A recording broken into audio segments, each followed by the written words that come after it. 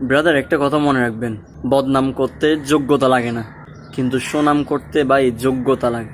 আমি আমার কথা বলি, আমি আমার ডেফিনেশন দিই। অনেকে আমার পিছনে অনেক সমালোচনা করে, আর সামনে আসলে রেজা আসছে, the one and only Syed Reza is coming, এরকম করে বলে। আসলে বলে সামনাসামনি বলে, অনেক সুনাম করে সামনাসামনি, কিন্তু যখন আমি ওখান থেকে একটু দূরে চলে আসি না, তখন হাবিলের গিয়ে কি দেয়, এতে ভিডিও বানায়, এই করে সেই করে। অথচ সামনাসামনি হইলে কি বলবো, এত আপ্যায়ন, ফেরেস্তার মতো আপ্যায়ন করে।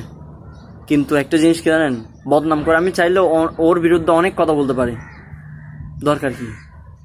সে যদি কোনো কিছুর বিনিময় ছাড়া সে যে আমার গুণাগুলো নিয়ে ফেলতেছে, তার সবগুলো আমাকে দিয়ে ফেলতেছে, এর চেয়ে বড় কি আমি আশা করতে পারি?